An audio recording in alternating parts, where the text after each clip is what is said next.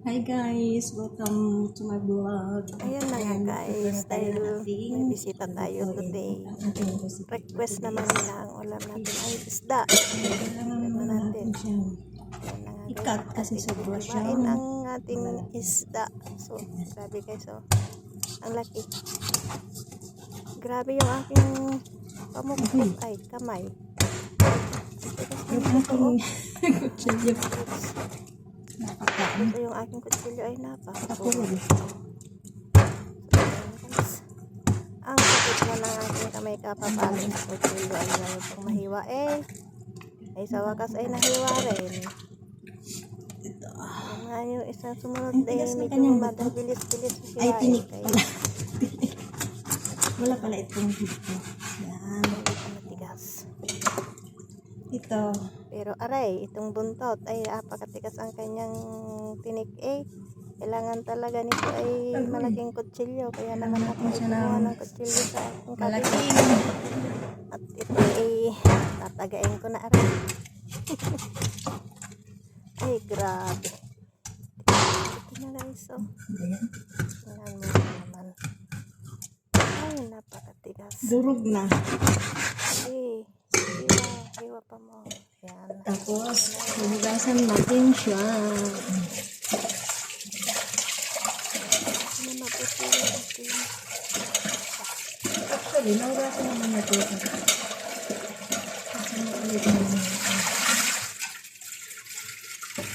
Ayan. Yan ay natapos na natin sa bahan. Yan ay atin ang imamarinate. So, kung nais, lalagyan natin siya ng Lemon. lemon. Ay lagyan natin siya ng lemon. Marinate natin siya sa Para yung kanyang lansa ay mawala. Lemon. Yan, kalahating lemon ay sapat na.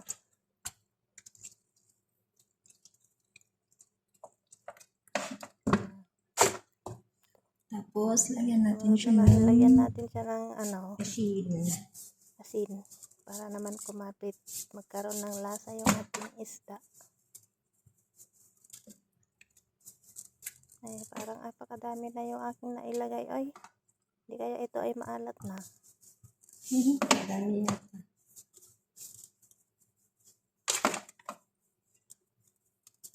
Ayan. Pag meron na siya asin, lagyan natin siya ng turmeric. At pagkatapos naman natin lagyan ng asin, lagyan natin siya ng turmeric powder.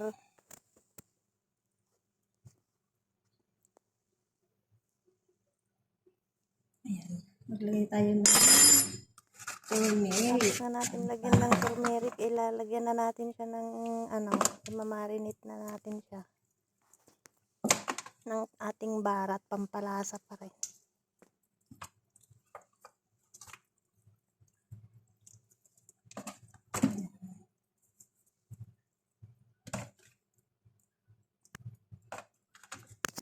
So, after natin siyang mamarinate sa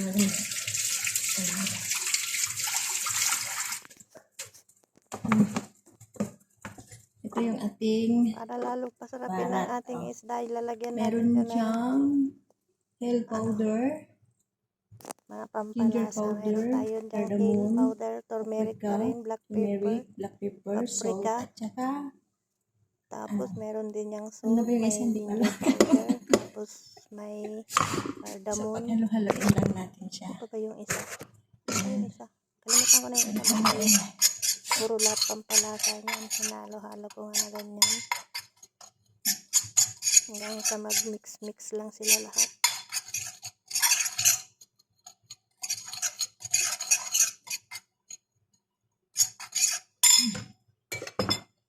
Tapos, mamarinate na natin. Tapos nating haluin, yan ay ating ipapahid na sa ating likod. May nakita na yung aking background sa likod.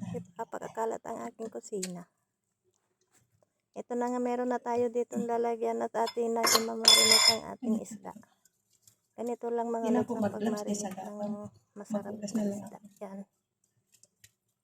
Pahiran mo lang siya. Babad mo siya ang ganyan.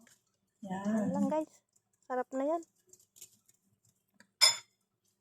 Matrabaho dito ang pagluto ng isda guys Ay nalalaman pang ganyan-ganyan oh. Yan. Pahiran mo siya ng mga pampalasa. Oh. Ay, apakasarap naman ari guys. Pag inyong natikman ay naku po. Makasabihin nyo naman ibang klaseng luto ari. Pero prito lang yan ay. Para maglasa. Tapos, iwanan natin siya.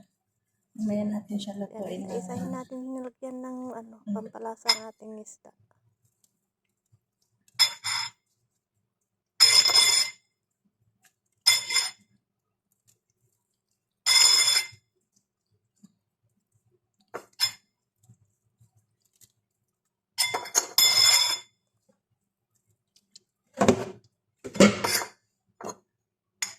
May natira. Yan na nga, malapit na nating matapos. Saan ba yung walanggan? So, ayan na nga guys, tapos na nating i-marinate ang ating isda. Hamur. Hamur daw to. Hamur.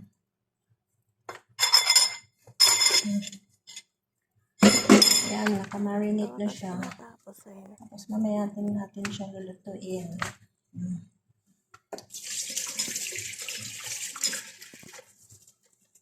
Iiwan natin yan guys. Babad natin sa kanyang marinate ng mga 2 oras bago natin lutuin. Babad muna natin siya ng mga 2 hours. Then, saka natin siya lutuin.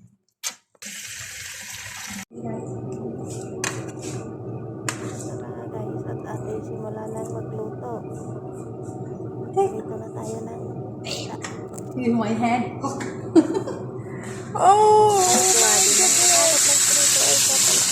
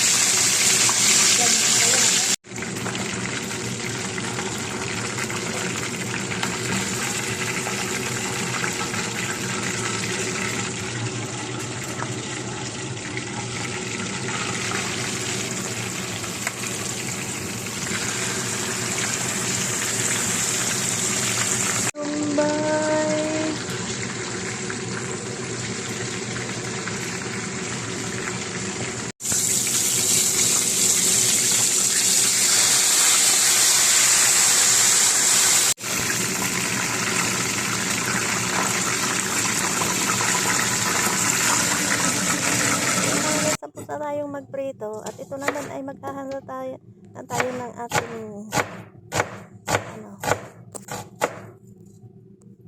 pagsahog sa ating kanin.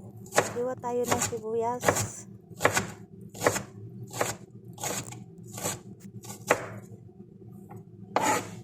Sibuyas, kamatis, at saka bell pepper para sa ating kanin. Yan. Iwain lang natin ng kamatis.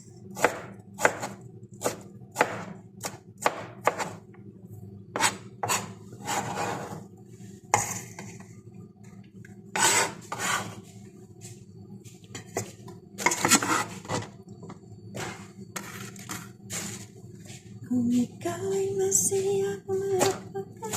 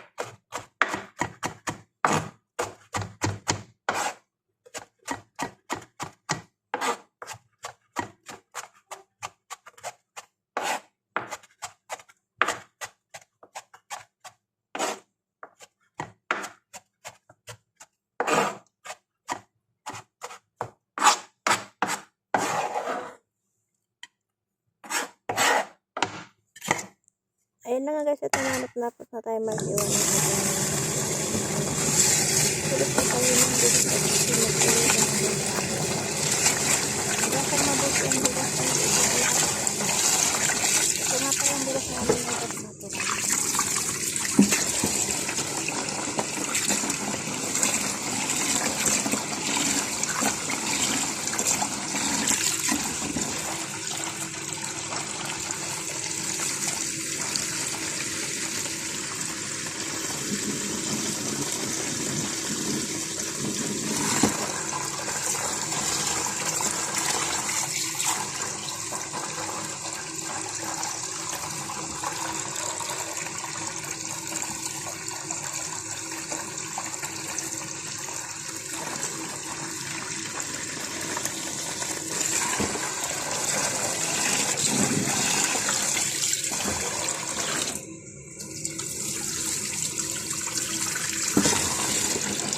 Ito na nga guys, magluto na tayo ng ating kanin. Nagigit na natin ng sibuyas, bell pepper at saka kamatis. Siyempre lalagyan na rin natin siya ng barat.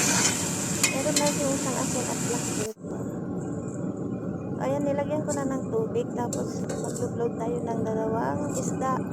Dalawang hiwa ng isda. Ito na yung ating rice at ito ay malapit na ng maluto.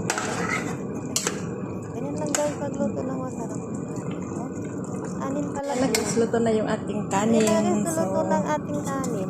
Mag-wait na lang tayo sa mga kakain. Tapos, ilalagay natin sa ibabaw yung yung ating kanin. Isda para hindi siya lumamig. Yan. Para siyang naka-steam. Para kahit lang natin. Ay, kabayong buntis. Uy. Mainit. Para mainit pag isi-serve na natin. Ayan guys. Yan ang ating recipe for today. Chicken. Right? Ayan. Fried chicken.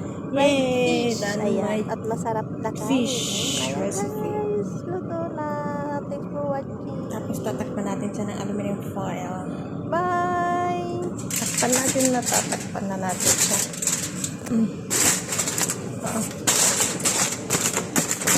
Yeah, luto na.